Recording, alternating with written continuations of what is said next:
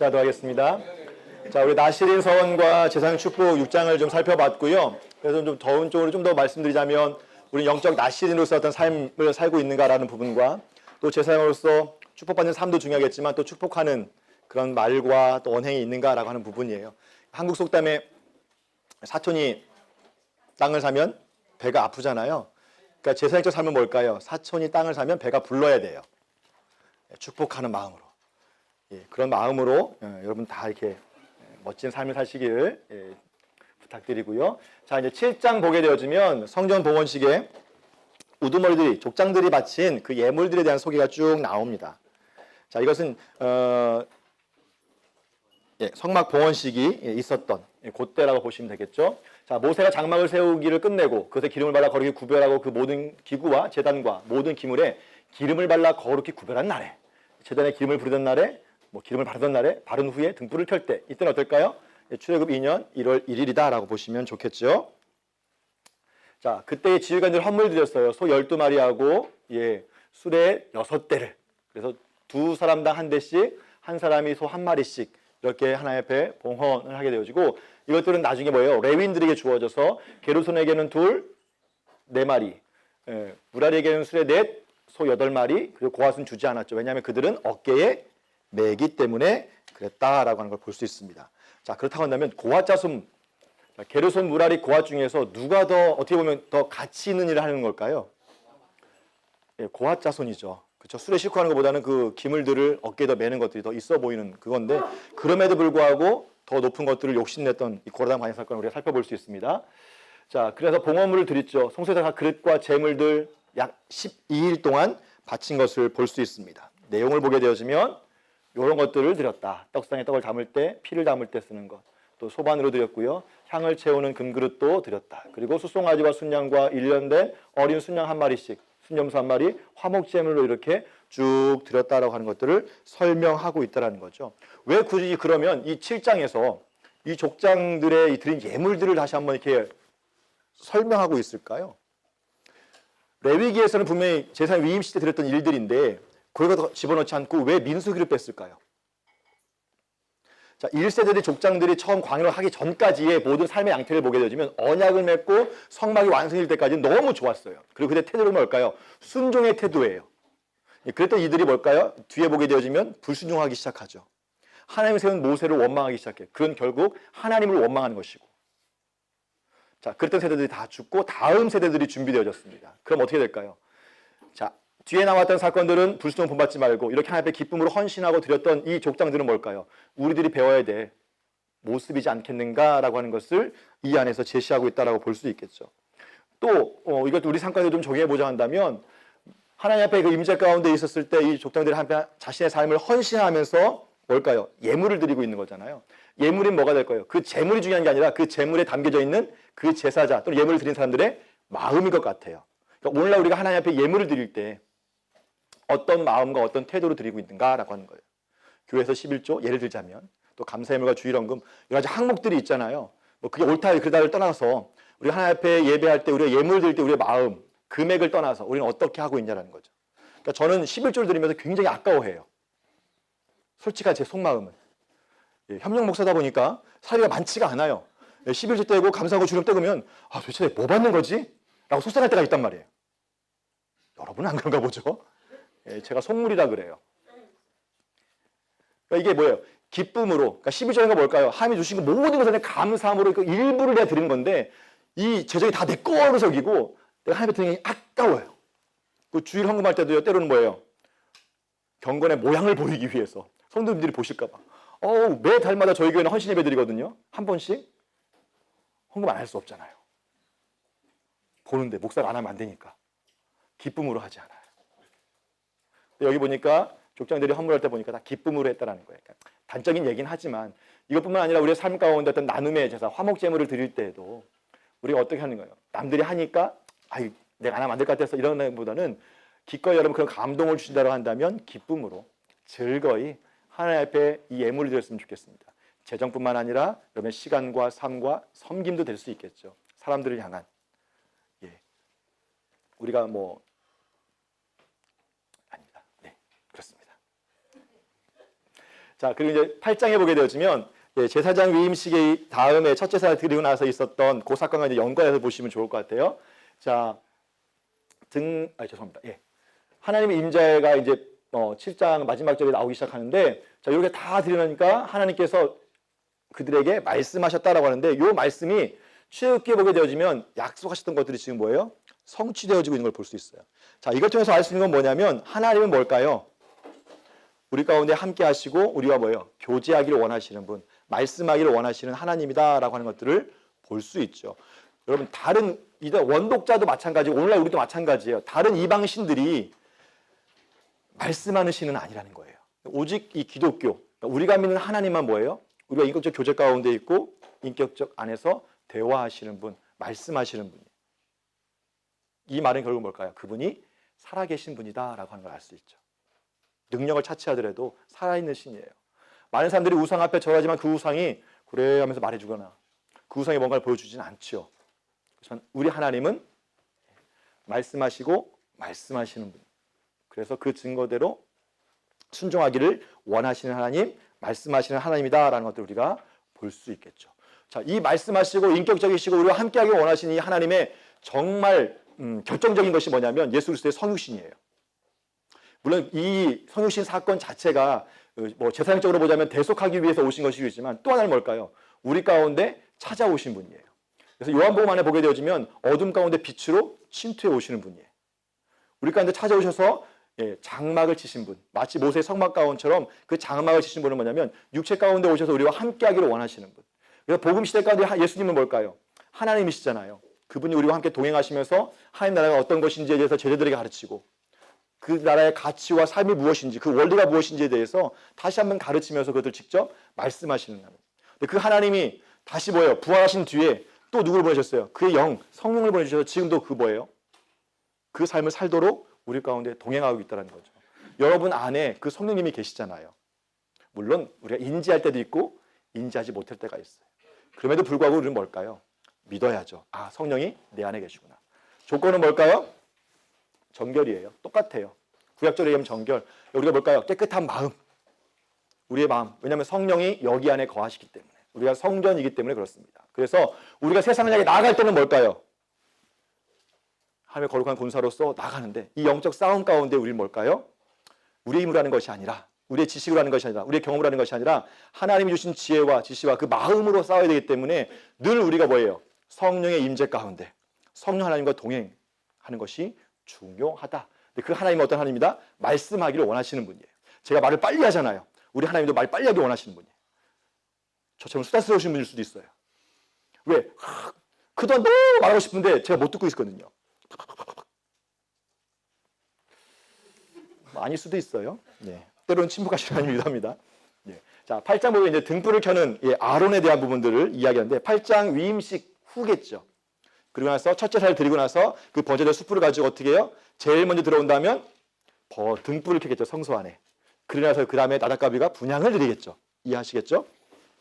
자, 그 불, 등불에 대한 규례가 지금 이 안에 들어갑니다. 그래서 등불을 켤 때는 이렇게 켜라. 더니 반복되는 건 뭘까요? 명령하심과 같았더라라는 것이 다시 한번 반복되어진 걸 볼 수 있습니다. 그리고 레위인들을 봉헌하는 장면이 나오죠. 몸을 정결하게 하고 속죄제물을 정결의식을 치르게 한 다음에요. 그들을 위해서 번제물과 소제물과 속죄 제물을 드리게 하고 드디어 이제 제사장 위임식을 통해서 아론과 그의 아들들이 구분되어졌어요. 그럼 그날 또 뭐예요? 함께 섬길 레위인들도 뭐예요? 봉헌식을 드리겠죠. 위임식, 죄송해요. 봉헌식이 아니라 위임식. 그래서 구별되어져 사는 부분들을 보시면 되겠습니다. 그래서 이스라엘 백성들 전체를 그 초대상을 대신해서 이제 드려주는 거니까 어쩌면 그들 세워주는 장면을 보시면 되겠죠. 회막 앞에 나오게 하고 레위인에게 안수하게 하고 그래서 그들을 이스라엘 백성들 대표해서 드리게 해라. 왜냐하면 그들이 여호와께 봉사하기 위함이다라고 말씀하고 있습니다. 그래서 그들을 여호와 앞에 요제로 흔들어서 드렸다라고 얘기합니다. 초대생처럼요. 그래서 이스라엘 자손의 레위인들을 구별해라. 내가 속할 것이고 회막에서 봉사해라. 그 다음에는 하나님 앞에 온전히 드린 자 될 것이다. 이스라엘 자손 중에 모든 처음 난 자를 대신해서 레위인들을 내가 취했다라고 이야기합니다. 그러니까 레위인들은 뭘까요? 이스라엘 백성 전체를 대표하는 사람들이라는 걸 볼 수 있어요. 그러니까 하나님의 성막에서 이스라엘 백성 전체가 섬기되는 게 맞는데 그럼 혼잡하잖아요. 그래서 하나님께서는 특별히 초태생으로 구별한 것처럼 레위인들을 구별해서 너희들의 대표성을 가지고 누구요? 이 레위인들이 나를 예배하고 섬기도록 하겠다라고 말씀하는 거예요. 그래서 이스라엘 자손이 또 하나 기능은 성소에 가까이 올 때 재앙이 없게 하려고 부정이 이 거룩을 침범하지 못하도록 하기 위해서 이 레위인들을 했다. 그래서 이렇게 봉헌 예식을 치릅니다.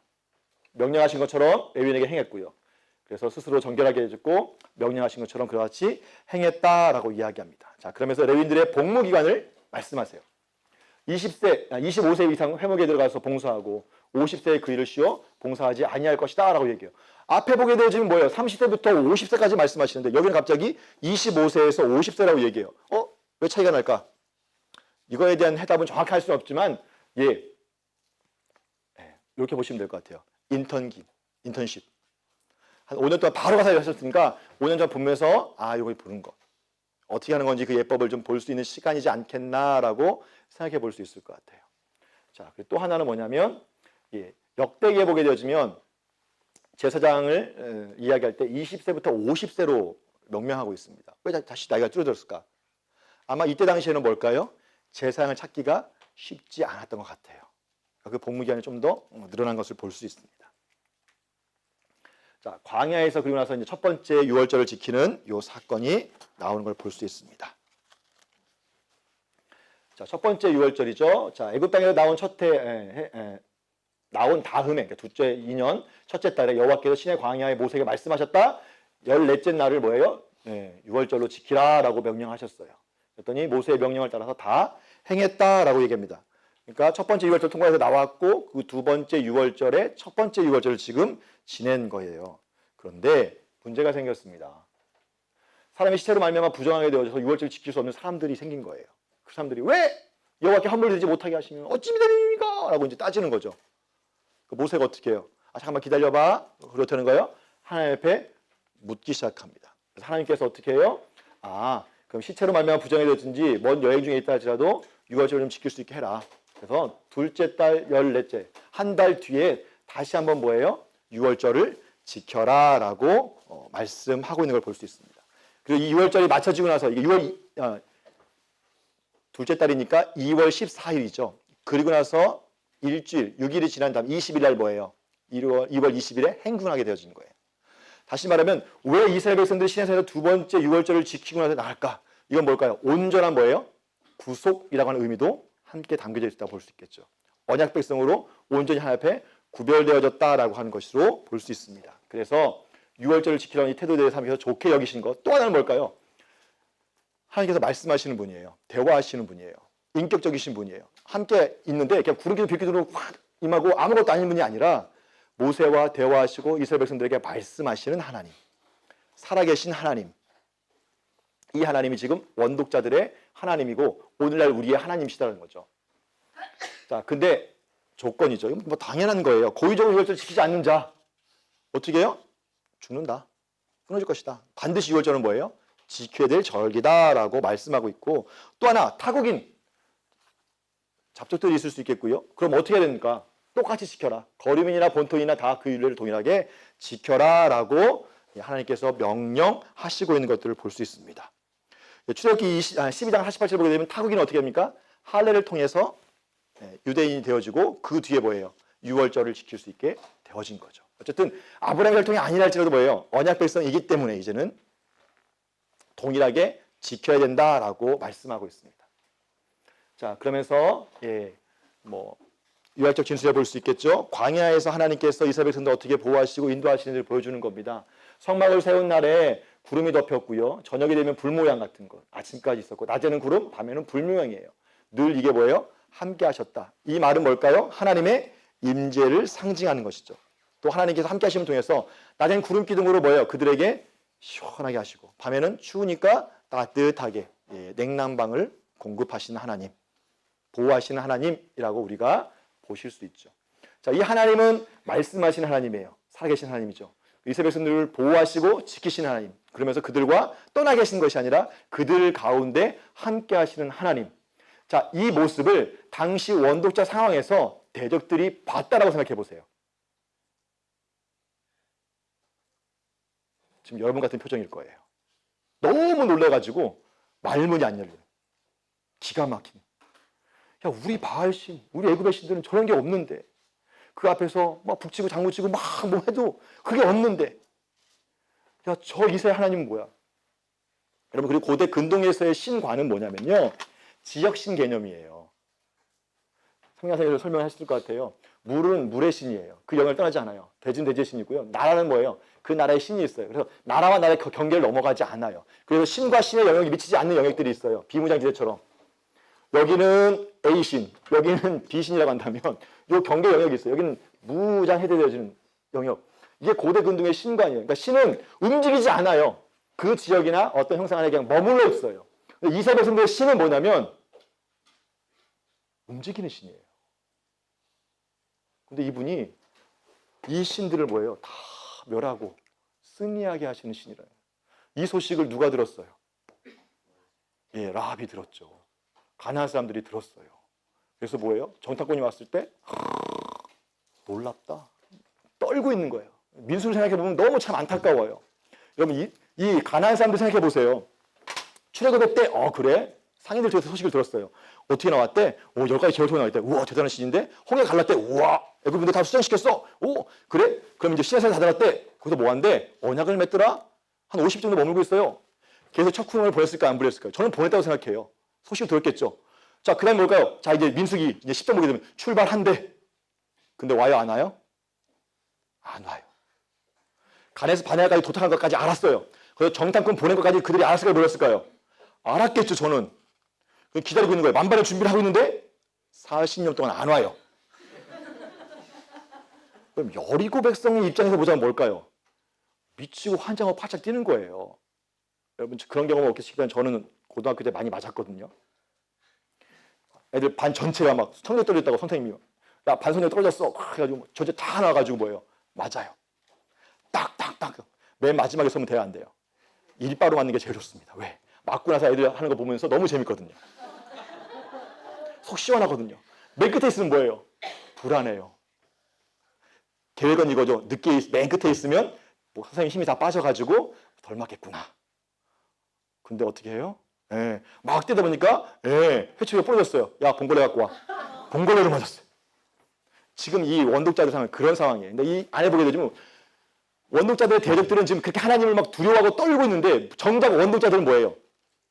아, 우리는 안 돼. 우리는 안 돼. 그러니까 민수기와 이 상황을 통해서 뭐예요? 아니야, 할 수 있다. 하나님 함께 하시면 할 수 있다는 것들을 계속해서 보여주는 거죠. 그 하나님의 임재의 모습이 구름기둥, 불기둥이에요. 요 앞에서만 이렇게 나는 게 아니라 이스라엘 백성 진영 전체를 덮을 만큼. 그럼 이거는요, 심리가 아니라 이 사심리 밖에서도 다 보이는. 마치 화살이 팍 터지면 그 연기가 확 올라가는 것처럼 저 멀리서 볼 때 뭐예요? 광야가에 볼 때 야, 저거 뭐냐, 저게. 낮에는 그냥 구름, 그래, 구름일 수 있어. 밤에는 불이에요. 더 잘 보이겠죠. 그 땅에 있는 대적들은 뭐예요? 죽겠다. 쟤들 왜 들어온대? 쟤들 조상이 아브라함 때 약속한 땅 찾으러 오겠대. 아, 왜 우리 집으로 와? 그러면서 뭐예요? 막 짜증내기 시작하는 거죠. 전쟁을 해야 되는데 얘들은 안 들어오고. 이 두 가지 의미가 좀 있다고 봐요. 이스라엘에서 늘 순종을 시키는 과정 40년이지만 이쪽은 뭘까요? 간담을 높게 하는. 진 빠지게 하는. 자, 이 하나님이 우리와 함께 하시는 거예요. 여러분 세상이 그렇다는 거예요. 우리가 세상을 볼 때 너무 커 보이죠. 실제로 그렇기도 하고 내 힘만 의지하면 그래요. 근데 여러분 내 뒤에 계신 나와 함께 하신 하나님을 생각하면 여러분 여호수아와 갈렙처럼 내 밥이다 라는 믿음을 가지고 여러분 세상을 향해 나갔으면 좋겠습니다. 자, 구름기둥 하나님께서 임재하신다. 그래서 뭐 전체적으로 떠오르면 행진하고 머물면 진을 쳤다라고 하는 것들이 나오죠. 그래서 행진할 때는 아까 봤던 것처럼 언약궤변 앞에 서게 되어주고 유다, 이스라엘, 스불론부터 시작해서 쭉 나가기 시작하고 멈추면 이렇게 동서남북으로 진영을 갖추었다라고 하는 걸 볼 수 있습니다. 자, 여러분 구름기둥, 불기둥 하는데 보게 되면 이스라엘 백성들이 하나님이 떠오르는 이 장면들을 볼 수 있을 것 같아요. 저 이걸 보면서 이런 생각을 해봤어요. 야, 내가 만약 이스라엘 백성들이라면 하나님 구름이 언제 떠오를까? 모세에게 미리 말했을까, 안 했을까? 말씀하실 수 있겠지만 저는 안 했다라고 보는 것 같아요. 왜냐하면 뒤에 보면 나팔레 규례 나오고 구름이 떠오른 걸 보면서 뭐예요? 하나님이 이동하시는 걸 준비하게 하시는 것 같아요. 근데 가끔 보면 저는 이런 게 있거든요. 조급함이 있어요. 뭐냐면 하나님의 사인이죠. 그러니까 하나님이 어떤 일을 말씀하실 때 하나님의 때를 기다리는 것에 대해서 저는 뭐냐면 시간 낭비라는 생각이 할 때가 많아요. 왜냐하면 어떤 사역의 경험들이 많기 때문에 이거에서 묻고 시작하기보다는 그냥 내가 익숙한 경험 때문에 그것 때문에 하는 때가 많고, 그래서 기도하는 거라든지 하나님의 뜻을 구하는 것에 대해서 제가 좀 등한시할 때가 많이 있더라는 거죠. 또 어떤 때는 하나님께 나에게 어떤 인내를 요구하시면서 상황 가운데 기다리라고 말씀하시는데 때로는 제가 그걸 못 기다릴 때가 참 많아요. 말 빠른 것처럼 성격 급해가지고 주님이 가라고 말씀도 안 하셨는데 움직이려 할 때가 있고요. 멈추라고 말씀하지 않는데 자꾸 제가 멈추려고 해요. 지치니까. 혹 여러분은 어떻습니까? 하나님의 구름이 떠오르지 않았는데 혹 여러분 움직이려고 하시지는 않습니까? 우리가 하나님의 임재 가운데 동행하기를 원한다면 이스라엘 백성들이 그 구름 기둥의 사인에 따라 움직였던 것처럼 우리의 삶도 어떨까요? 우리의 삶의 주인이 하나님이라고 우리가 인정한다면 내 꿈과 비전이 하나님 주신 것이 확실하죠. 그걸 이루기 위해서 내 어떠함이 아니라 매 순간순간마다 뭐예요? 하나님의 뜻을 구하고 하나님의 구름이 떠오르도록, 떠오르도록 아니라 떠오르도록 조정하는 게 아니라 떠오르는 것을 보고 움직이면 좋겠어요. 그 연습을 여러분이 DTS를 통해서 하셨고 지금 이곳에서 하실 거예요.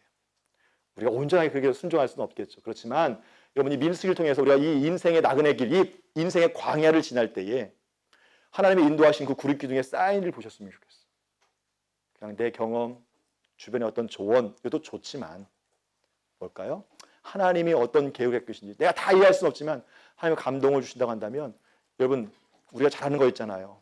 음성 듣는 삶. 저는 그 음성 듣는 삶 때문에 우스갯소리 인생 망친 사람이에요. 차라리 그걸 몰랐더라면 저는 그냥 일반적인 교회 안에서, 일반적인 목회 안에서 일반적인 성도의 삶을 살았을 거예요. 그것이 나쁘다고 얘기하는 게 아니에요. 음성을 듣는 걸 배우라니까 그 다음부터 뭐예요? 계속 걸려요. 음성을 듣고 이게 하나님 뜻이 아닌 걸 아는데 제 안에 뭘까요? 제 마음대로 하고 싶은 마음들이 막 이렇게 갈등이 있거든요. 지금 여기까지 온 것도 물론 앞으로도 나아갈 것도 물론 제가 잘 들 때도 있고 못 들 때도 있어요. 근데 그때마다 또 하나님 책임져주시는 것 같고 지금 이곳에 머물고 있는 것도 그런 것 같아요. 근데 사람들이 볼 때는 쟤도 왜 저렇게 살지? 혹시 여러분 그렇지 않으세요? 일반적이지 않은 삶이잖아. 일반 분들이 보실 때. 근데 그게 더 가치 있다고 얘기하는 게 아니라 우리가 더 특별하다고 얘기하는 게 아니라 우리는 그렇게 하기로 우리 삶을 드렸으니까. 그래서 여러분 이 삶을 살 때 우리가 가장 중요한 건 뭘까요? 놓치지 말아야 될 건 뭘까요? 하나님의 음성, 하나님의 말씀. 그래서 구름 기둥이 떠오르는지를 우리가 확인하고 그 안에서 우리의 규정. 다 여러분이 그렇게 하셔서 지금까지 오셨고 이곳에 오신 줄 믿습니다. 이 여정 가운데 지금 이제 여러분은 이 열방대회에서 뭐 하신 거예요? 지금 진치신 거예요? 학기 중간에 떠나시면 안 됩니다. 구름 기둥 안 떨어오는데 이거 한 뜻이 아니다. 너 큐캐스 때 들어보니까 너무 말씀이 어려워요. 뭐 이런 얘기 하시면서 떠나시면 안 돼요. 아직 구름 기둥이 떠오르지 않았기 때문에 수료식 날 아마 구름 기둥이 떠오를 거예요. 그때까지는 여러분 절대 움직이시면 안 됩니다. 그럼 불순종하시는 거예요. 자, 그래서 보니까 그 진의 명령을 보니까 이제 어떻게 했는지에 대한 것들이 있는데 그냥 반복되는 건 뭐냐면 명령을 따라 명령을 따라 명령을 따라 명령을 따라 명령을 따라 명령을 따라 진치기도 하고 행군하게 됐다. 진치기도 하고 행군하게 됐다. 라는 것을 뭐예요? 계속 반복하고 있죠. 자, 이건 뭘까요? 하나님이 훈련시키는 거예요. 여러분 성경의 역사 가운데 보게 되어지면 순종하지 못해서 망한 왕이 한 분 계세요. 사무엘의 책만 들었던 사울 왕이죠. 그때 사무엘이 어떤 말을 했죠? 순종이 제사보다 낫고 듣는 것이 순양의 기름보다 낫다라는 말씀을 하셨어요. 이것을 여러분 명심하시고 나가셨으면 좋겠습니다.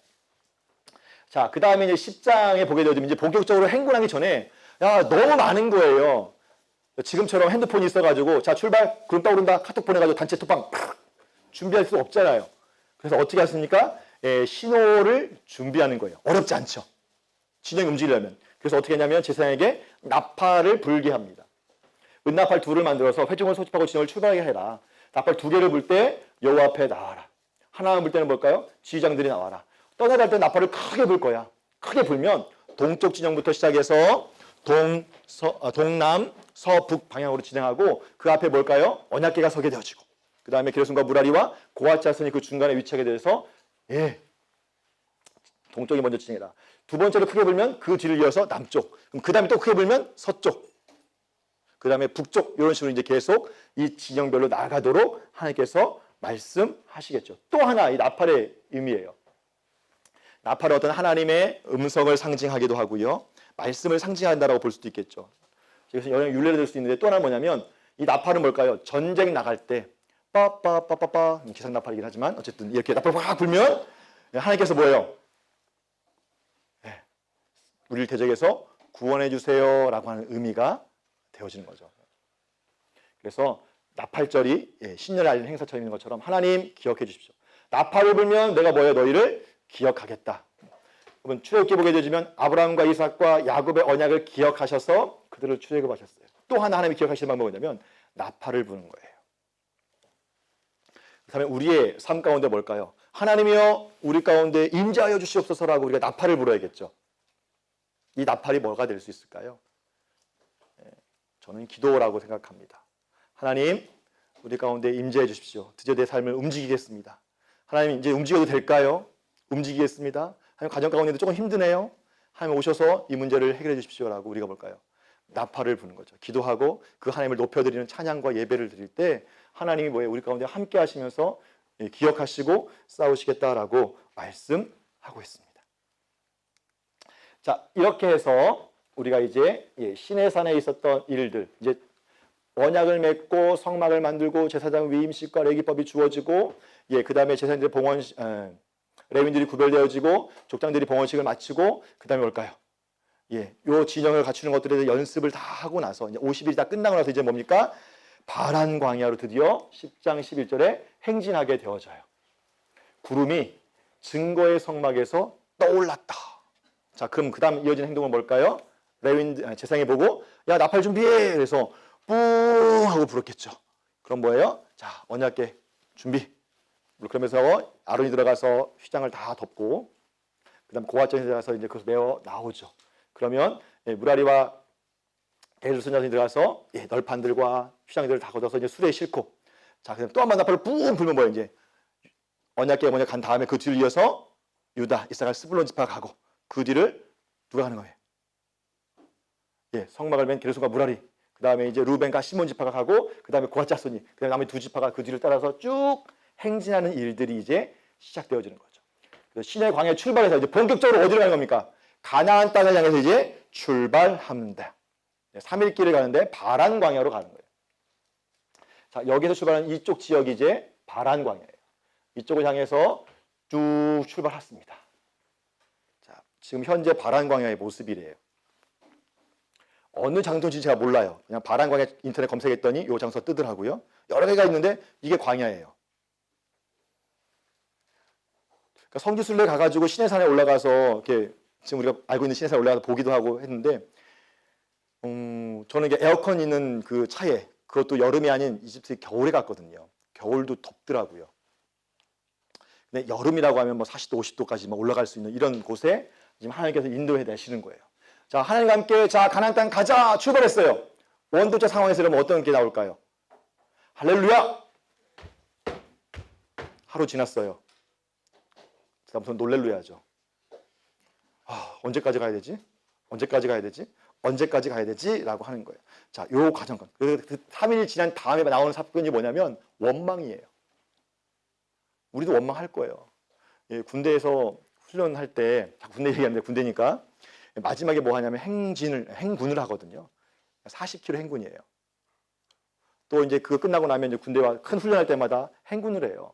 배낭을 메고 한 40km 정도 되는 군장을 메고 행군을 해요. 행군하다 보면 뭐예요? 내가 의지가 없어져요. 처음 출발할 때 막 신나게 웃으면서 가요. 한 시간 지나고 나면 힘들다. 고개 넘어가고 막 시작하면서 한 3시간쯤 지나면 어떻게 합니까? 내 의식이 없어요. 그냥 가는 거예요. 앞사람 쪽에 그냥 가는 거예요. 가다가 앞에 멈출 줄 모르고 가다가 빵 부딪히기도 하고. 밤에도 행군할 때가 있거든요. 그럼 어떻게 돼요? 졸면서 가요. 그러다가 어떤 사람 눈에 빠지기도 하고 다시 건져내고 막. 쉬운 게 아니에요. 이걸 통해서 하나님께서 원하시는 건 뭘까요? 철저하게 하고 순종하기를 원하시는 거죠. 이스라엘 백성들이 원망과 불평이 나올 수밖에 없는 현실적 상황이라는 거예요. 그러나 하나님의 언약 백성은 이걸 뛰어넘는 뭐가 있어야 되는 거예요? 하나님에 대한 신뢰가 있어요. 오늘 우리의 삶도 저는 마찬가지를 요구한다고 생각되어집니다. 물론 쉽지 않아요. 저도 불평 많이 하고요. 불만 많이 해요. 저는 굉장히 뭐예요? 투덜이에요. 뭐 보면 막 짜증도 많이 내고요. 뭔가 상황이 안 좋으면 막 화딱지가 올라오기도 하고요. 우리의 인생이지만 그럼에도 불구하고 우리 뭘까요? 우리의 마음을 쳐서 하나님 앞에 복종하는 것들이 필요합니다. 자, 이렇게 이제 출발을 하게 되어지는데 호밥에게 동행을 요청하죠. 이렇게 진행하게 되어집니다. 자, 여기 보게 되어지면 조금 모세의 약함이라고 얘기해야 될까요? 좀 아쉬운 부분이 있어요. 아마 모세도 온전히 하나님을 신뢰하지 못했던 것 같습니다. 그래서 호밥에게 어떻게 하냐면 우리 함께 동행하자. 우리 떠나지 말자.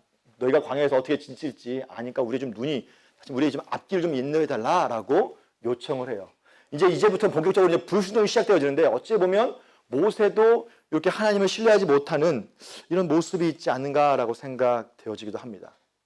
물론 이걸 좀 좋게 해석하면 그럼에도 불구하고 또 어떤 도움을 요청하는 겸손한 모습이라도 해석할 수 있게 되겠는데 저는 뒤에 나오는 어떤 문맥적 흐름으로 보자면 모세조차도 아마 이 광야 처음 출발할 때 하나님에 대한 온전한 신뢰가 있었다라고 보기는 어려웠던 것 같아요. 아마 인간적 요소에서 위대한 광야 출신이었던 요 호밥에게 동행하고 어떻게 진취해야 되는지. 왜냐하면 애굽에서만 살다 보니까 노예생 하다 보니까 어떻게 광야 생활을 할지 모르니까 이런 지식을 구했던 걸 볼 수 있어요. 자, 그런 사건이 잠깐 언급되어지고요. 자, 그러면서 언약궤가 이주합니다. 여호와의 산 시내산에 출발해서 3일 동안 지금 가는데 하나님이 맨 앞에 서서 갔다. 그래서 쉴 곳을 찾았고 낮에는 구름이 그를 덮었더라 라고 이야기합니다. 이스라엘 백성 맨 앞에서 하나님이 인도하신 걸 볼 수 있어요. 그때 모세가 하는 말이 여호와여 일어나서 주의 대를 흩으시고 주를 미워하는 자가 주 앞에서 도망하게 하소서.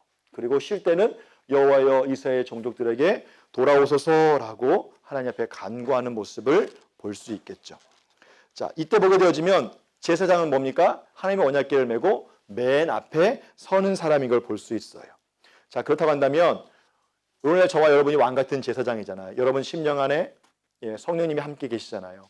그럼 여러분은 뭐가 될까요? 하나님이 함께 하시니까 여러분도 하나님의 언약궤라고 얘기할 수 있겠죠. 사랑의 계명이 있으니까. 하나님의 성전이면서 언약궤예요. 여러분이 가는 곳이 다 뭐가 되는 거예요? 하나님의 성소가 되어진다는 개념으로 우리가 이해할 때 그렇다고 한다면 여러분은 왕 같은 제사장이면서 하나님의 성전이면서 언약궤이면서 모든 일에 이 하나님의 말씀 가운데 우리가 순종하며 나가고 있는가? 계속 반복되는 질문이긴 하지만 우리 여실히 보여야 되는 거예요. 하나님을 앞세우고 나가냐? 내가 먼저 나가느냐?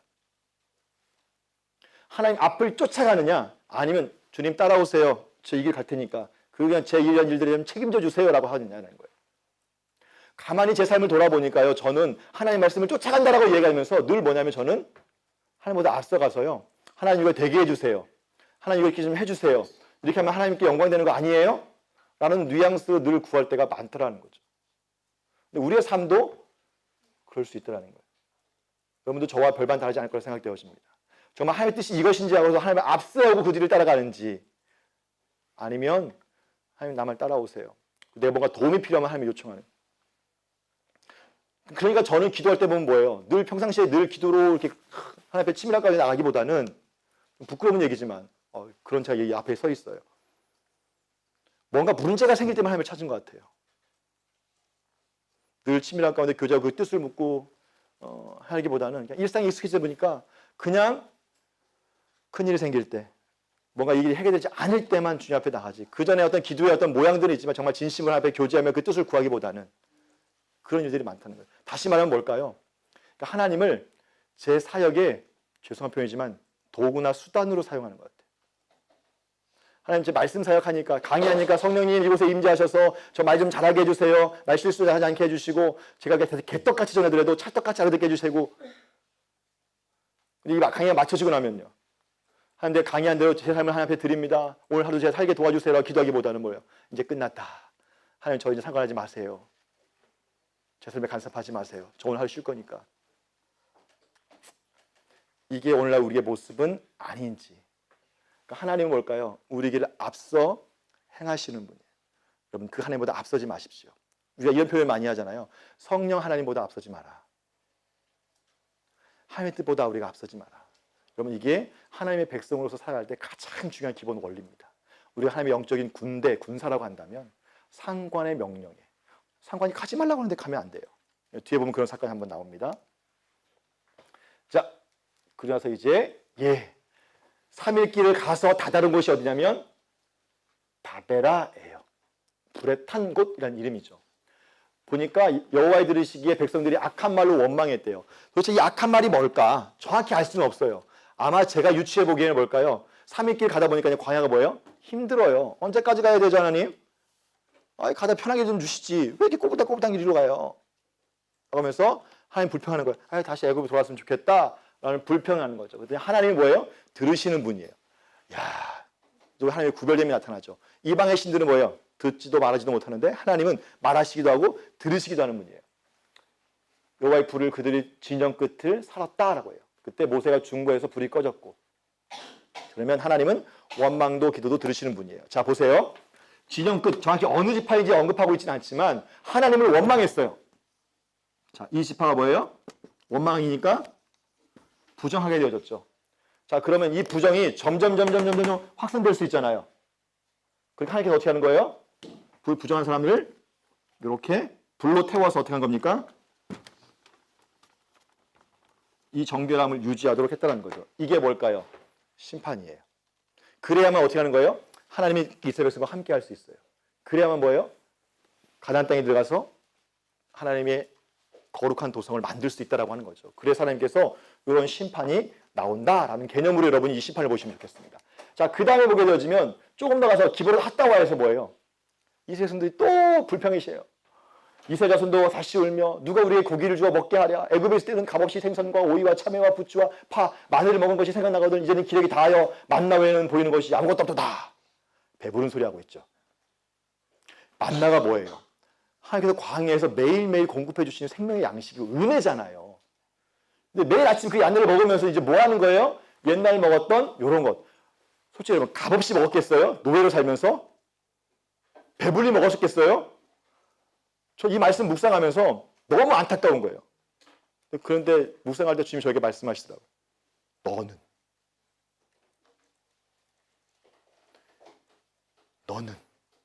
너는 이렇게 나한테 불평하고 있지 않냐? 하나님 이것도 없고 저것도 없고 저것도 없어요.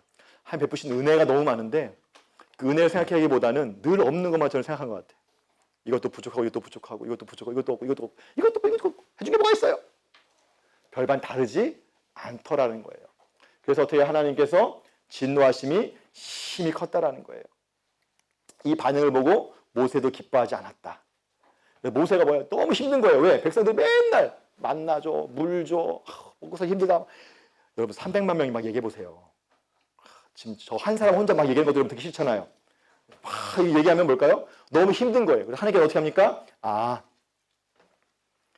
이것을 해결하기 위해서 이제 장로들을 따로 구분해 놓는 걸 볼 수 있죠. 왜 나에게는 짐을 지게 합니까? 이 백성이 줄 고기를 내가 어디서 구합니까? 은혜를 베풀어 날 즉시 뭐예요? 죽여주세요 라고 이야기해요. 얼마나 힘든지를 우리가 알 수 있는 사건이죠. 그랬더니 하나님께서 이렇게 말씀하시죠. 자, 노인 중에 장로와 지도자들만 해서 70명을 따로 모아 회막에 함께 서라. 내가 강림하여서 너와 말하고 내게 임한 영을 그들에게도 임하게 할 것이다 라고 얘기합니다. 자, 그랬더니 뭐예요? 그리고 나서 내가 고기를 내일 내려줄 거야. 냄새에 실하기까지 한 달 동안 내가 먹게 할 동안 내가 고기를 내려주겠다. 왜냐하면 너희 중에 계시는 여호와를 멸시하고 그 앞에 울며 이르기를 우리가 어찌하여 애굽에서 났던가 이렇게 불평하기 때문에 그렇게 하시겠다라고 하나님께서 말씀을 했습니다. 근데 모세도 뭐야? 아까 호밥을 요청했던 것처럼 아직 믿음이 없는 것 같아요. 하나님, 보행자의 숫자가 60만 명인데 한 달 동안 고기를 줘 먹겠다는 거. 우리가 갖고 있는 가축을 다 잡아도 한 달 동안 못 먹을 것 같은데 이게 가능한 일입니까? 라고 하면서 뭐예요? 하죠. 근데 하나님께서 뭐예요? 약간 삐치신 것 같아. 내 손이 짧냐? 다시 말하면 내가 능력이 없냐? 여호와의 손은 능력을 상징하는 거니까요. 야, 내가 능력이 없냐? 10가지 장 봤잖아. 홍해 가는 거 봤잖아. 반석처럼 물 나오는 거 봤잖아. 만나 매일 종업하는 거 봤잖아. 그런데도 보고 내 말 못 믿어? 모세 너 맞아? 이런 느낌인 거죠. 내가 어떻게 응답하는지 그 여부를 보게 하겠다. 그래서 모세가 그 다음날 뭐예요? 70명 장로들을 오게 했습니다. 그랬더니 영이 임했어요. 그랬더니 그들에게 그 영이 임하다가 예언하다가 이제 중간된 거니까 성령이 임하신 그 사건을 보여주고 있습니다. 자, 그런데 문제는 70명 다 모여라 했는데 이 가운데 뭐예요? 요 두 분은 오지 않으신 분이에요. 다시 말하면 뭘까요?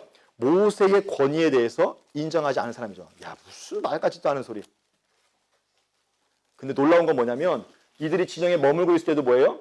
하나님의 영이 그곳에 임하셔서 그곳에 뭐예요? 예언하기 시작하는 거예요. 여호수아가 딱 보고 모세시여 저 사람들 좀 말리게 해주십시오. 다시 말하면 뭘까요? 저 사람들은 이제 지도자로 살 자격이 없는 사람들이니까 좀 빼주세요. 아마 이건 뉘앙스인 것 같아요. 그랬더니 네가 시기하냐? 하면서 여호와께서 그의 영을 그의 모든 백성에 주시니 다 백성에게 주사 다 선지자되게 하길 내가 원한다. 다 이런 하나님의 영과 친밀한 가운데 있어서 하나님께 나갔으면 좋겠다라는 이런 이야기를 하는 거죠. 다시 말하면 뭘까요?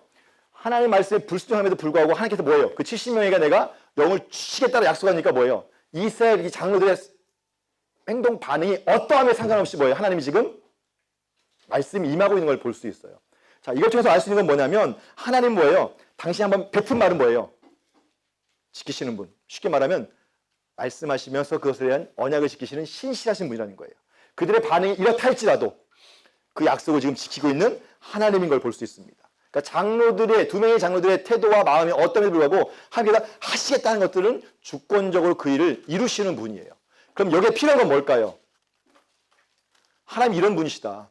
그러니까 하나님이 열방을 구원하시겠다는 그 구원 계획을 안다라고 한다면 뭘까요? 나의 어떠함에 상관없이 뭐예요? 하나님 그것을 이루시는 분이에요. 그럼 능력 있는 분이고 주권적으로 그 일을 행하실 분이에요. 그럼 여기에 우리의 태도는 뭘까요? 순종이에요.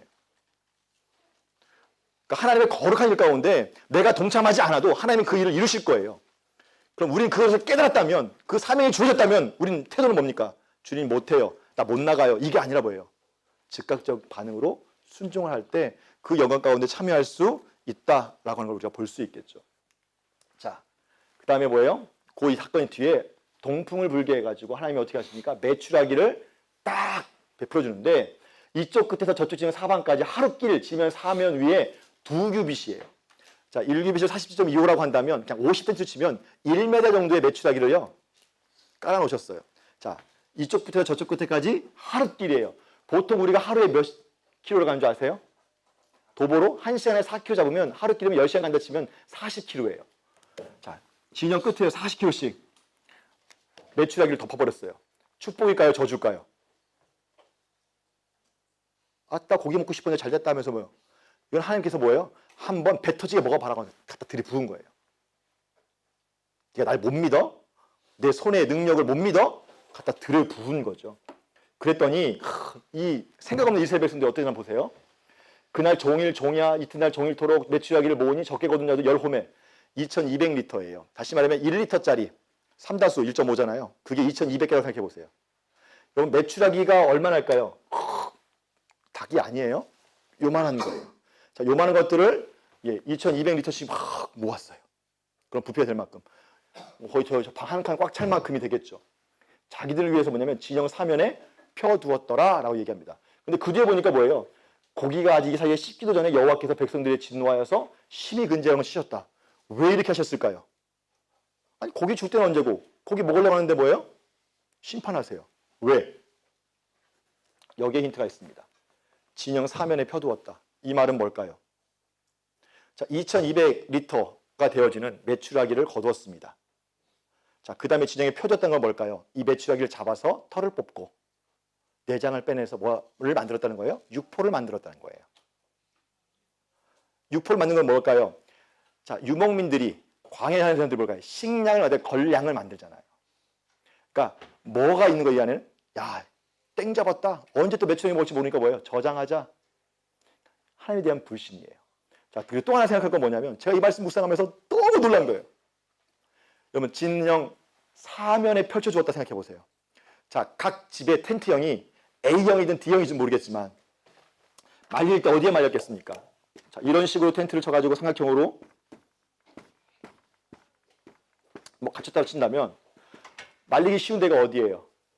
우리 할머님들이 가을 되어지면 무 말랭이 만들려고 해가지고 소쿠에 담아가지고 어디에 올려놔요? 햇볕 잘 드는 뭐 지붕이나 장독대 위에 올려놓잖아요. 그럼 이 메추라기를 잡아가지고 어떻게 해요? 진영 3에 펴졌던 건 뭘까요? 그 걸량을 만들기 위해서 뭐예요? 소쿠리가 있었겠어요? 뭐가 있었겠어요? 그냥 그대로 뭐예요? 그 천막 위에다 처발로 놓은 거예요. 죄송합니다. 너무 내가 속상해가지고. 그럼 생각해 보세요. 40kg를 덮을 만큼의 많은 메추라기들을 너나 할 것 없이 뭐예요? 다 잡아가지고 펼쳐놨다 생각해 보세요. 진영 바다는 어떻게 되어 있겠습니까? 피바다예요. 털바다예요.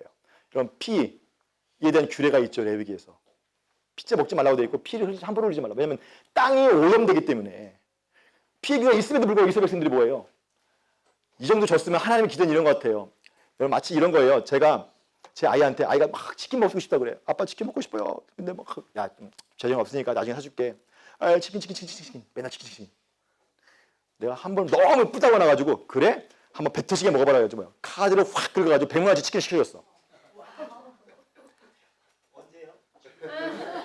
한 50년 뒤에 한번 해볼까 생각 중이에요. 100만원치 치킨 확 치킨이 막 배가 오기 시작하는 거예요. 집안에 막 거실에 막 그러니까 10,000원씩 치면 뭐예요? 100개가 왔겠죠.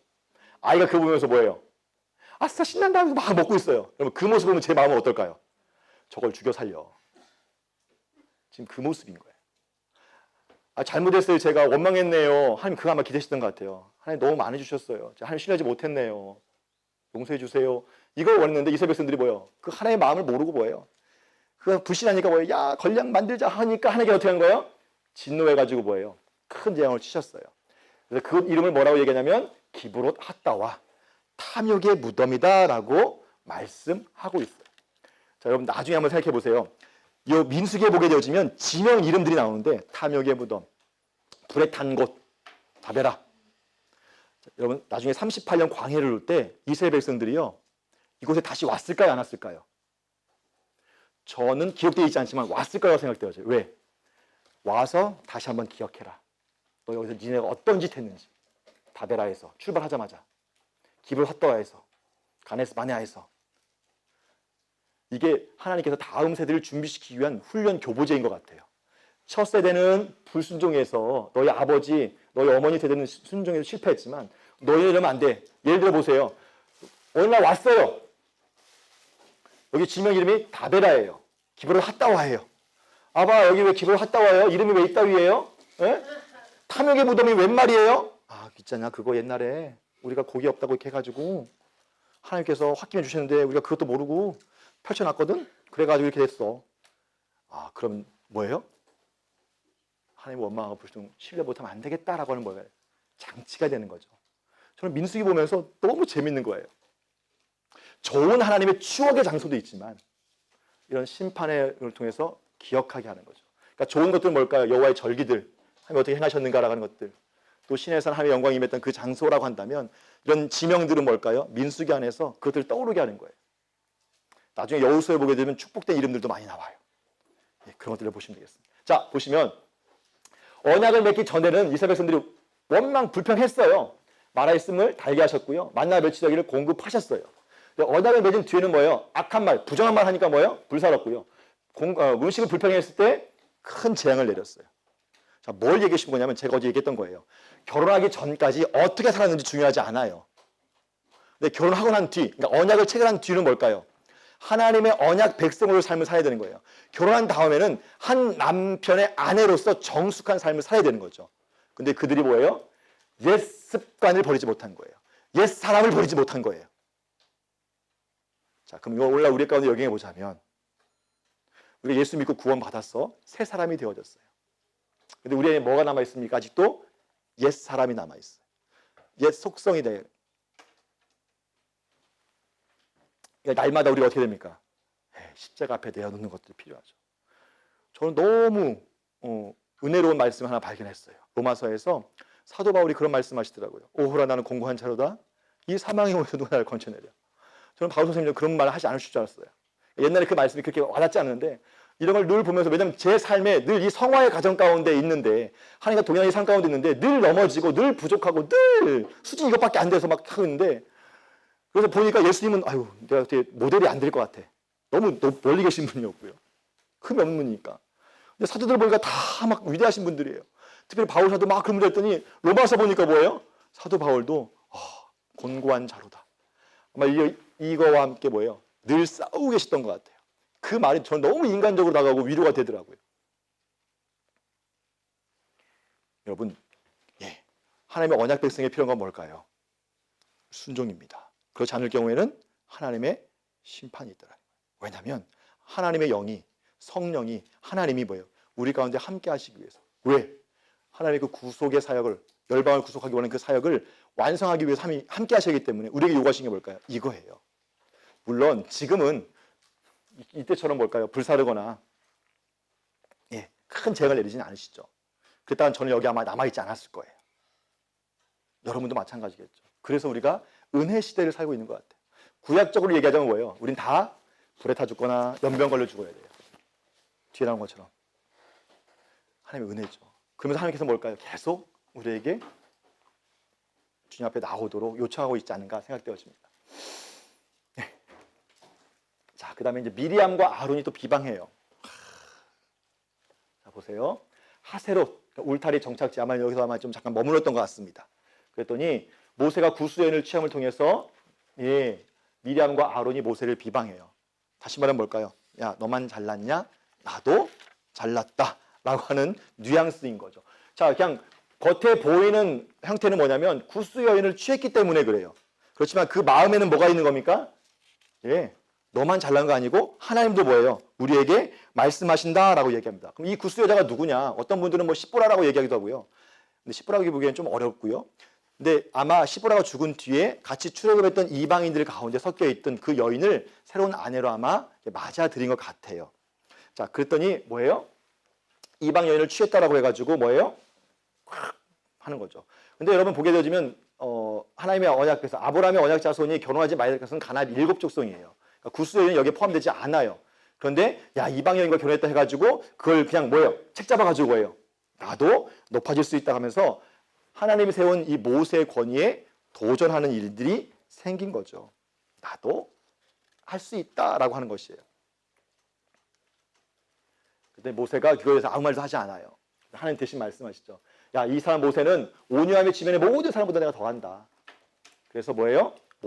미리암에게 나병이 걸리게 하죠. 그때 모세가 미리암을 위해서 중보기 하나님 뭐라고 하는데 그를 고쳐주십시오라고 이야기하는 걸 볼 수 있어요. 자, 이걸 통해서 우리가 알 수 있는 건 뭘까요? 하나님의 지도자, 하나님이 세운 권위자들은 뭘까요?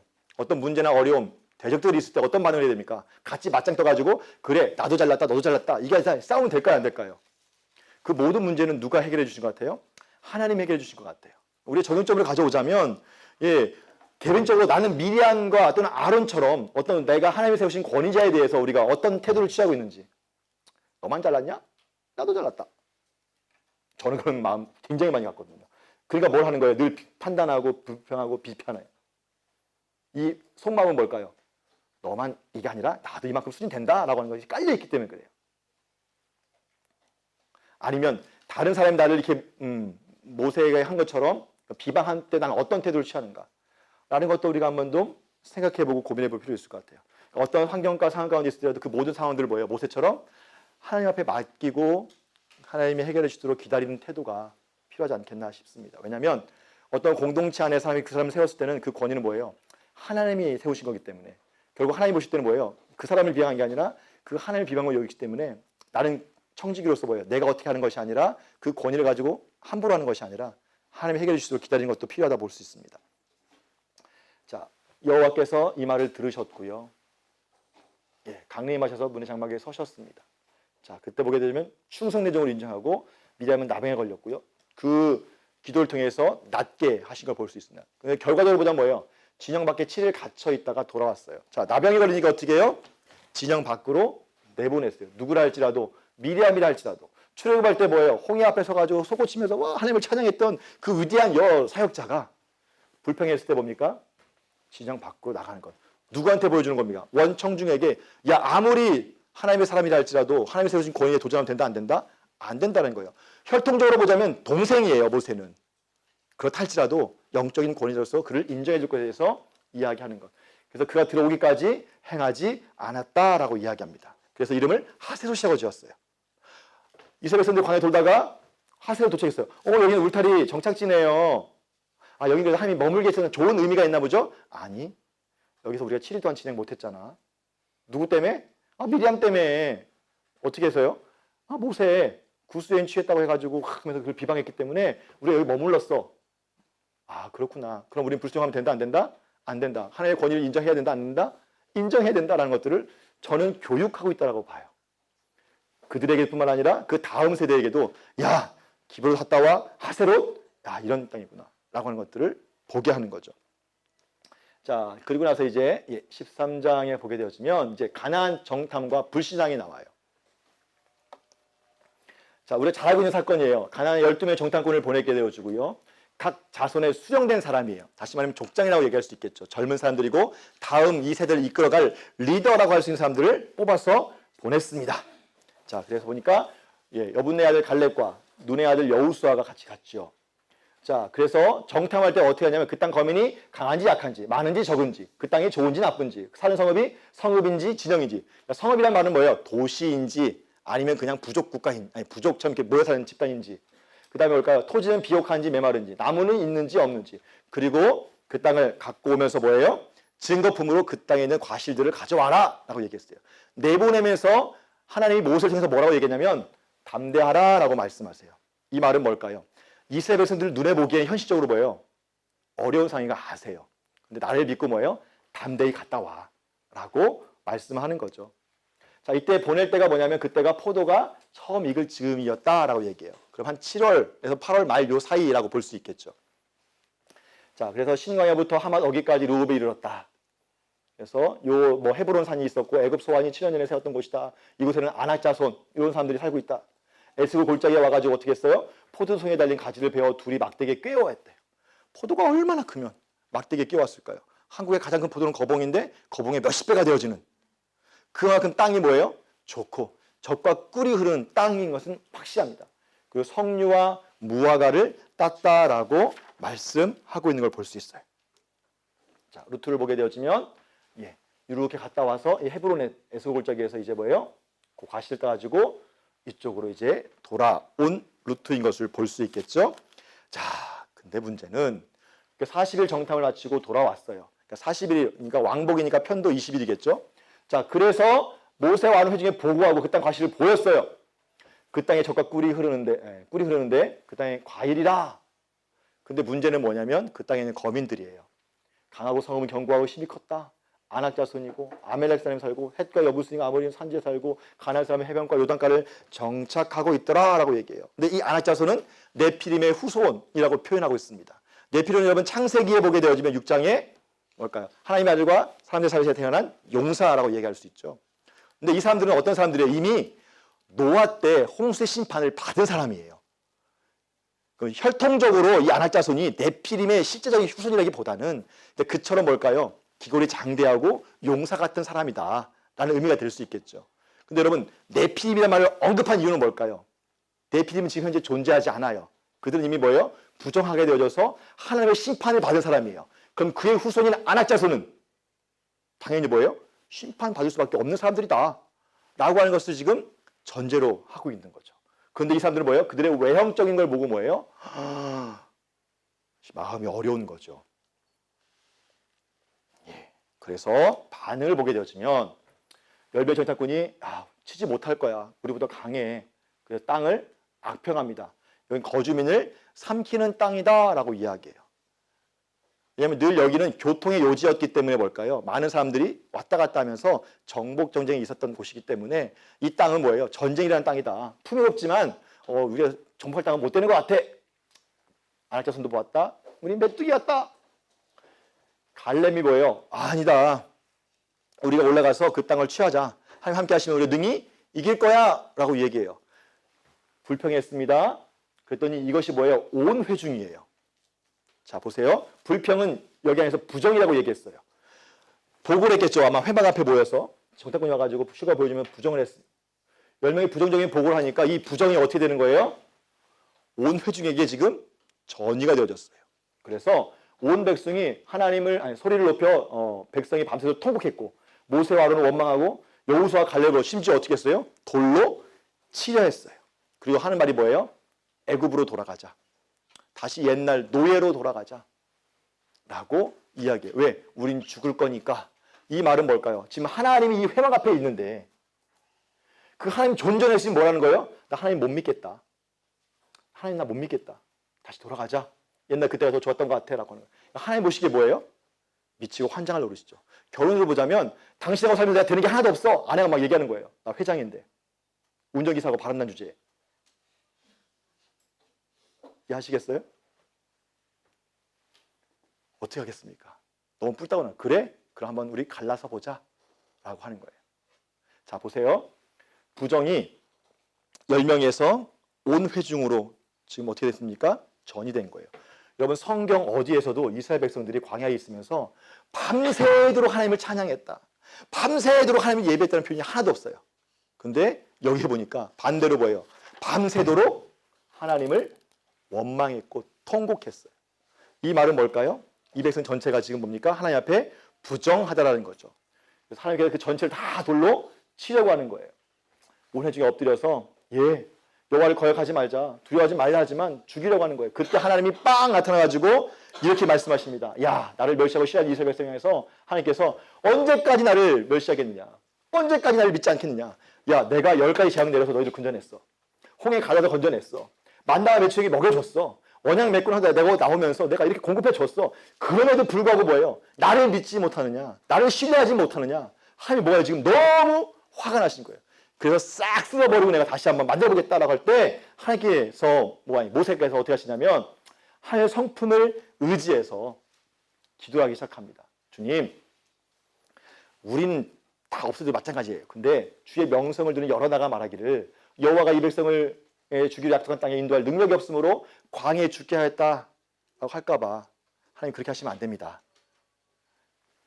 또 여호와는 뭐예요? 노하기를 더디하시고 인자가 많아 죄악과 허물을 사하시고 주의 인자와 광대하심을 따라 이 백성의 죄를 사하시고 애굽에서 지금까지 용서하시던 것처럼 사하여 주십시오라고 얘기하는 거예요. 다시 말하면 뭘까요? 하나님, 나는 당연히 뭐예요? 심판받아 마땅해요. 근데 하나님 체면이 있죠. 하나님 명성이 있죠. 하나님께 이 백성을 다 죽여버리면 야, 저들 믿는 여호와 하나님은 능력이 없어가지고 가나안 땅에 못 들어가고 다 죽여버렸구나 라고 그런 악된 소식이 나오니까 하나님 그렇게 하지 말고 참아주세요. 하나님은 노하기를 더디하시는 분이잖아요. 인자와 자비가 많으신 분이잖아요. 하나님 지금까지 용서해 주셨잖아요. 한 번만 더 용서해 주세요 라는 모세의 간절한 뭐예요? 중보기도가 있는 거죠. 그래서 하나님께서 뭐예요? 모세의 말대로 죄를 사하시는 거죠. 그렇지만 나를 멸시한 사람은 뭐예요? 한 사람도 그 땅을 보지 못할 거다. 왜? 원망하는 말을 내가 들었고 내 귀에 들린 대로 내가 행할 거다라고 말씀하세요. 갈렙과 여호수아 외에 계수된 자는 가나안 땅에 못 들어간다. 정탐 날 하루를 1년을 쳐서 40년 동안 재앙을 담당할 거야. 악평한 10명은 어떻게 했습니까? 여호와 앞에서 재앙으로 죽게 되어지는 것을 볼 수 있죠. 자, 보게 되어지면 40년 동안이에요. 엄밀히 말하면 38년이죠. 왜냐하면 출애굽은 2년이 지났으니까. 퉁쳐서 40년이에요. 자, 보세요.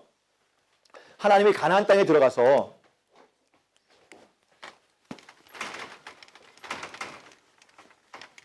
(40년) 심판이 되어진 이유는 그 전까지는요, 뭐 다베라도 마찬가지고 기브핫다도 마찬가지고 일부 사람들이 부정에 대해서 여기에 그냥 심판 내림을 통해서 재앙을 통해서 정화시켰어요. 근데 지금 이 가나에서 바네아에서 정탐꾼이 돌아와서 보고함을 통해서 온 백성이 뭐예요? 하나님 원망했어요. 지금 온 백성이 뭐가 된 거예요? 부정하게 된 거예요. 그래서 하나님께서 다 써버린 게 아니라 그 가운데 뭐예요? 계수된 사람들. 다시 말하면 출애굽 1세대가 되겠죠. 이 사람들이 다 지금 불평하니까 뭐가 된 거예요? 부정하게 된 거예요. 그러니까 하나님이 이 약속의 땅에 이끌어가서 이 부정한 땅을 뭐예요? 거룩한 백성을 통해서 정결하게 만들고 하나님의 좌장하심을 통해서 거룩한 제사장 나라를 만들려는 계획인데 얘들이 가다가 어떻게 된 거예요? 조금씩 부정할 때는 그냥 거기만 그냥 깨끗이 다 빨았어요. 그만 제거했어요. 근데 이제 전체가 옮겨버린 거예요. 싹 쓸어버리고 싶은데 모세가 중보해가지고 그래 내가 좀 참을게. 대신 뭐예요? 원망한 사람들은 그 원망한 말대로 내가 해줄 거야. 그러면서 1세대들만 딱 한정지어서 어떻게 합니까? 그들을 정화시키는 작업을 하는 거예요. 그게 뭐냐면 40년 광야를 돌면서 이들은 다 광야에서 어떻게 하는 거예요? 죽게 함을 통해서 약속의 땅에 못 들어가게 하고 다시 준비되어지는 인구에 계수되지 않았던 출애굽 2세대를 준비시켜서 얘들은 어떻게 되는 거예요? 이 부정한 세대를 본받지 않고 하나님 앞에 온전한 순종함을 통해서 그 땅에 들어가도록 2세대를 준비시키는 거예요. 그러니까 40년은 하나님의 백성을 준비시키는 시간이다라고 보시면 되겠죠. 물론 부정했던 1세대들은 다 진멸하는 시간이고요. 그래서 이 사건이 일어나게 되어진다라고 볼 수 있습니다. 그랬더니 이 이스라엘 백성들이 어떻게 돼요? 아이고 이제 죽게 되었구나. 그래서 어떡합니까? 우리가 올라가겠습니다. 예, 죄송합니다. 핸드폰 연결되어 있었나 보네요. 예. 우리가 올라가겠습니다. 죄송해요. 죄송해요. 네. 우리가 왜 이러지? 예, 제가 카톡을 꺼버리겠습니다.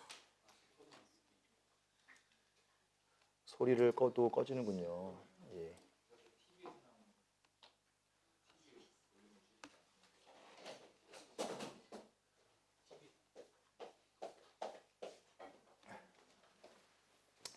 죄송합니다. 영적으로 부정하죠? 예, 강의 중에 이렇게 부정한 소리를 내게 하고. 예. 자, 이 사건 뒤에 이스라엘 백성들이 뭐예요? 아이고 죽게 됐구나 싶어가지고 뭐예요?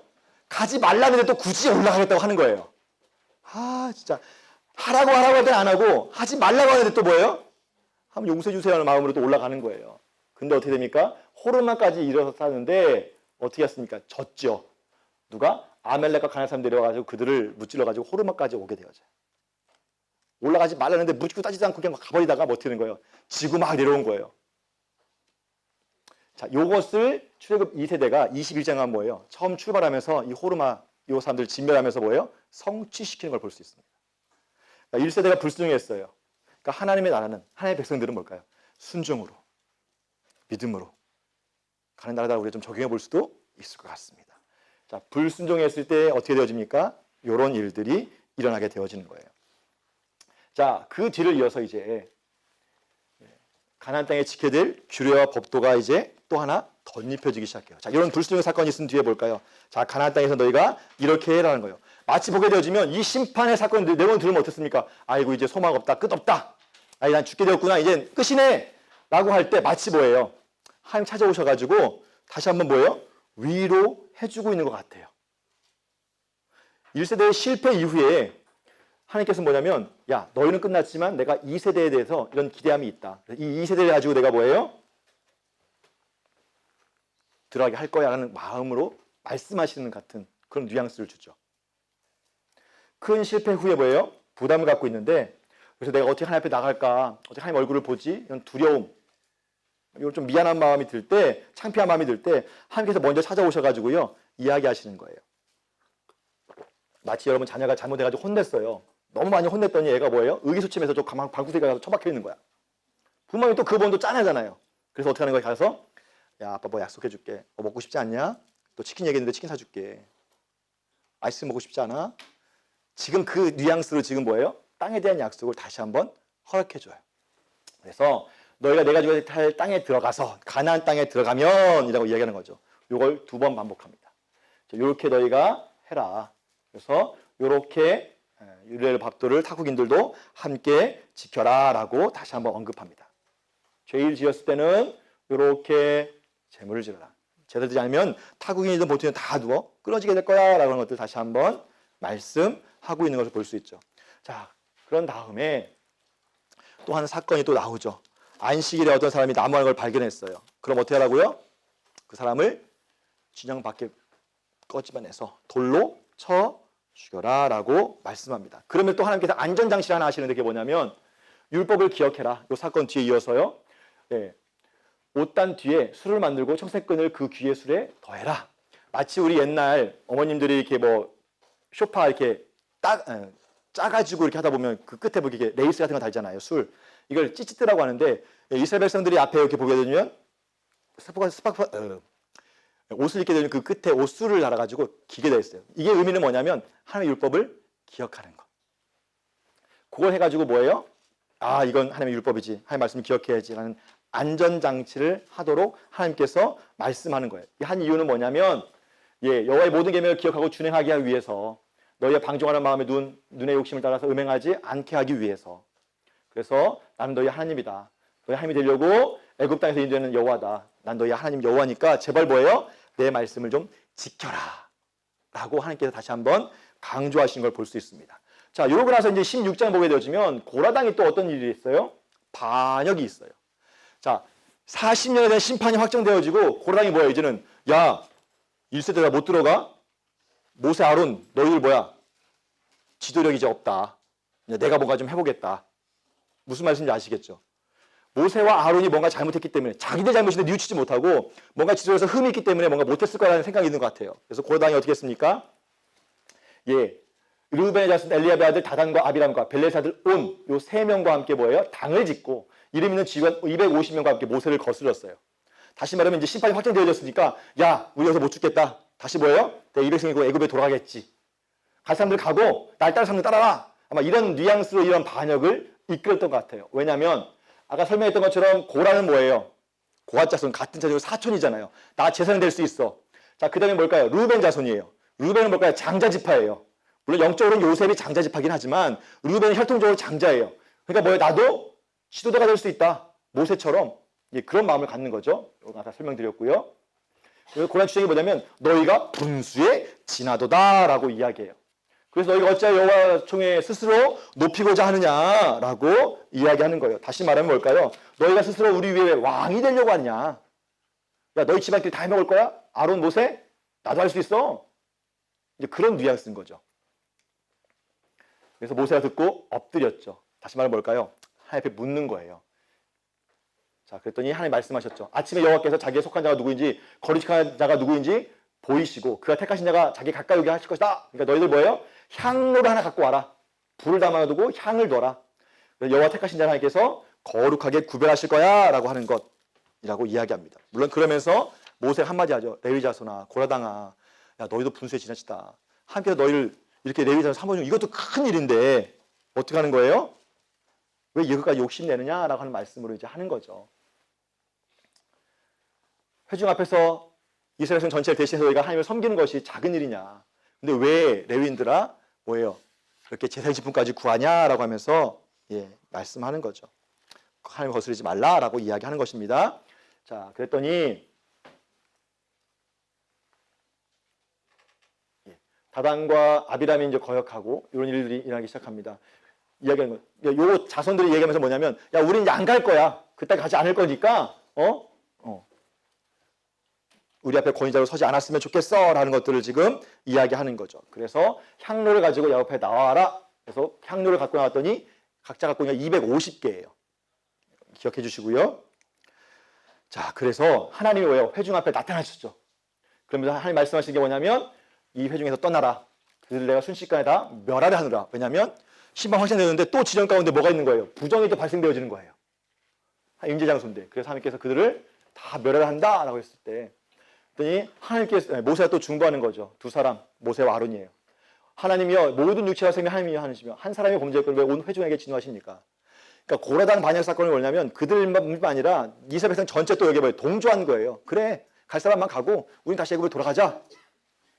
그랬더니 회중에게 명령해서 야 그럼 너희는 물러나라. 고라와 다단과 아비람의 장막 사방에서 떠나라 라고 말씀하는 거죠.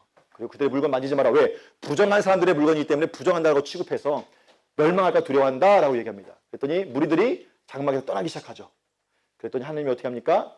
땅의 입을 열어서 그 사람들과 모두 손으로 삼체로 다 스올에 빠지게 했고 멸시한 것을 저희가 알게 하리라 라고 말씀하고 있습니다. 심판을 받은 거죠. 그래서 제물을 삼켰고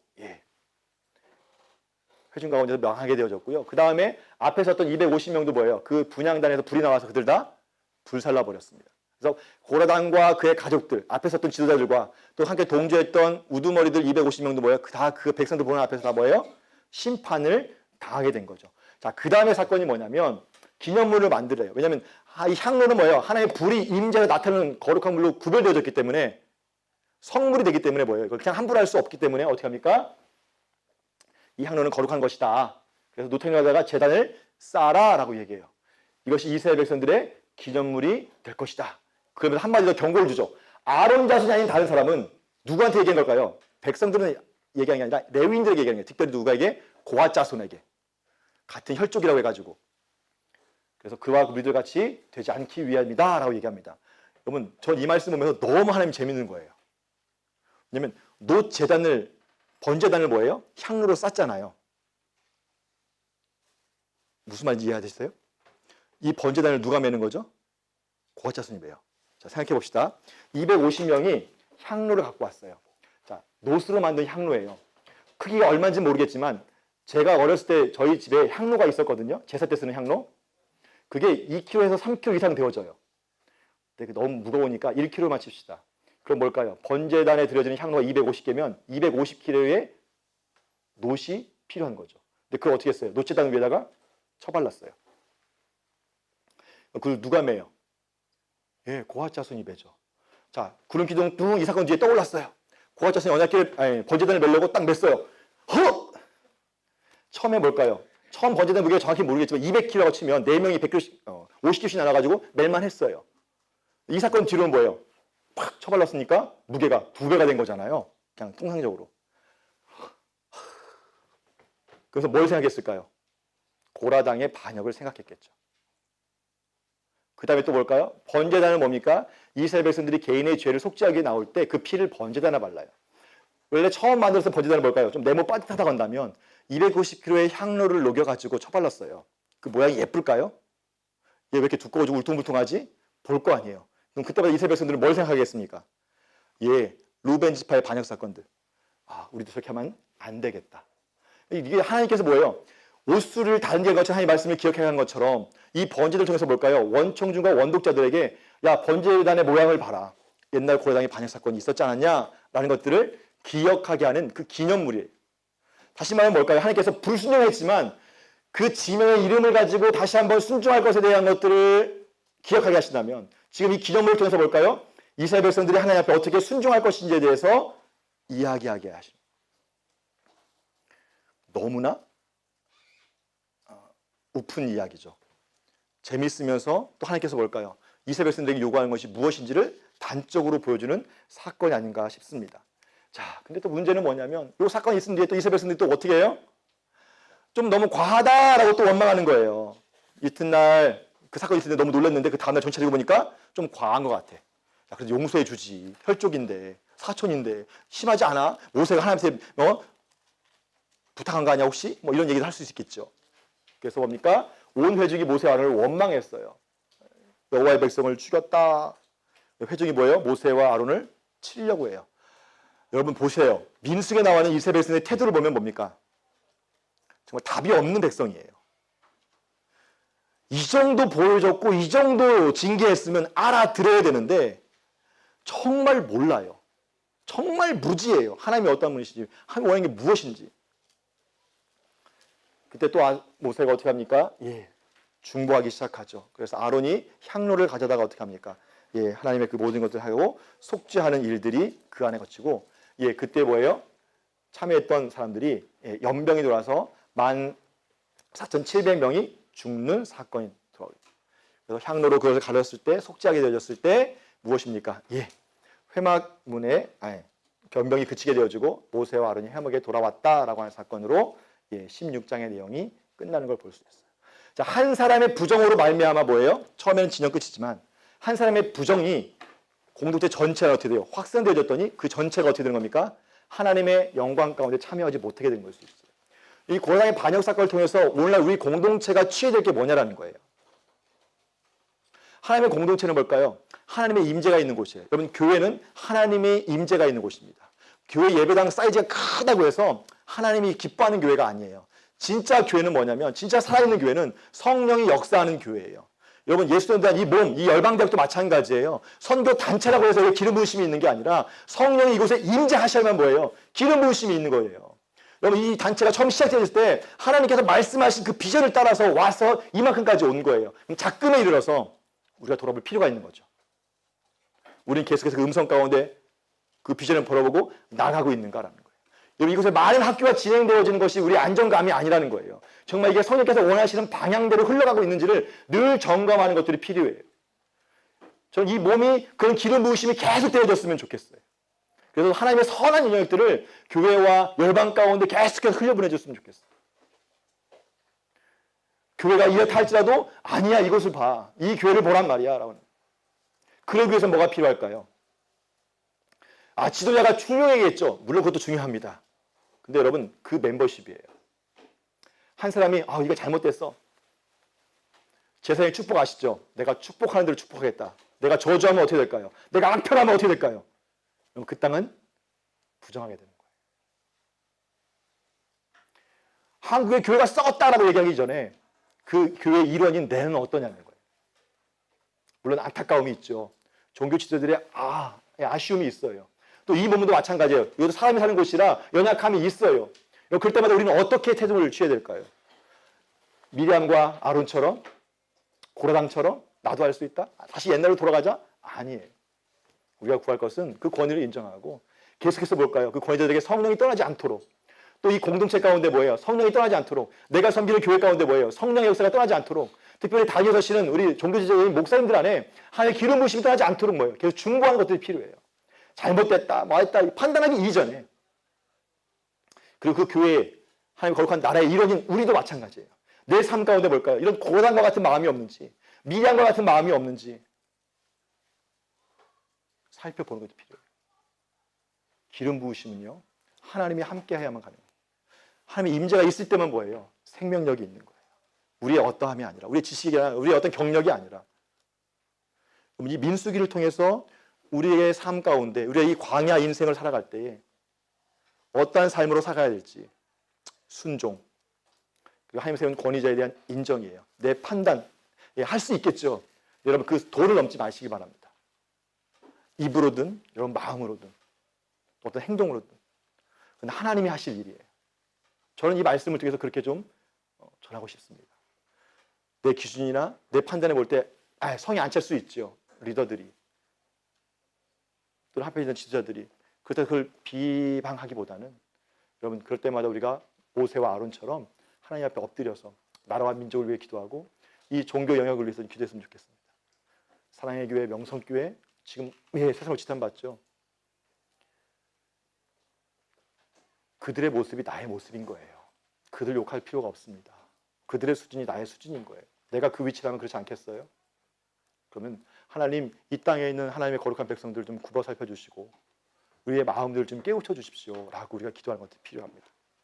여러분 민수기 오늘 마치면서 다시 한번 우리 삶 가운데 우리가 어떻게 하나님 앞에 순종함으로 나가야 될지, 혹 우리 안에 높아지고자 하는 마음이 있지는 않은지, 하나님의 구름 기둥을 쫓아가지는 않고 내 임의로 나아가면서 하나님의 구름이 나를 덮어주기를 원하고 있지는 않은지, 혹 내 안에 이 몸된 교회 공동체 안에 하나님의 임재를 구하기보다는 불평과 원망 가운데 있지는 않은지 돌아보시면서 우리의 삶을 주님 앞에 드리고 우리가 출애굽 1세대와 같지는 않은지 좀 점검하시면서 믿음으로 다시 하나님 앞에 나갔으면 좋겠습니다. 신뢰함으로.